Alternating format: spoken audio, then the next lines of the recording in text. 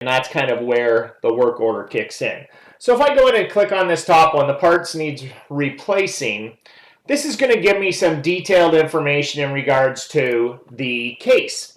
So all of this case information is showing part needs replaced. You can see I've got a case ID associated to it, who the customer is, who the contact is, how it came into us, all of this different type of information that is tied to this specific client. Now I do have any interactions in here, okay, that we have with the customer. So whether it be an email or a phone call or a task that needs to be done, all of those different things. And then on the right-hand side, I actually have any other cases we've been working with them on. So this is part of the customer service side of Dynamics 365. Then we're going to move this forward again into the work order or field service side. So I can go up here and look at the process bar at the top, and you can see I've got the customer and the contact already identified.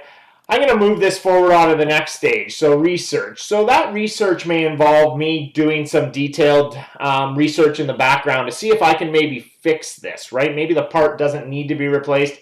Maybe I can look at a procedural guide or something like that and allow them to talk them over the phone how to fix it themselves.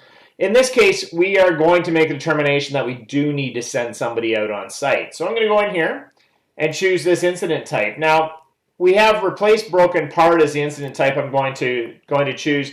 That's what's really going to build out our work order for us. So I'm just going to save this.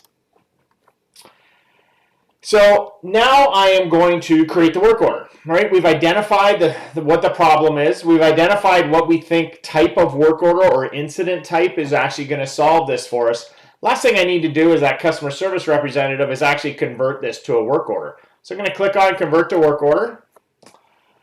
And it's going to take a second here, and it's going to go and create this work order for us. Now, this case is going to stay open, right? That I probably want to check up, maybe do a survey after the work order has been completed, things like that, and then eventually close off that case. So in this case, work order is created successfully. Open the newly created work order. Yeah, let's say okay to that. And you're going to see that information that we had on the case has now been transferred over onto the work order screen. So I've got a work order in the system now and a case that are tied together. So you can see I've got a work order on the left-hand side. The status is unscheduled right now. You also notice I have a process bar along the top, right? So now we've moved that into that work order.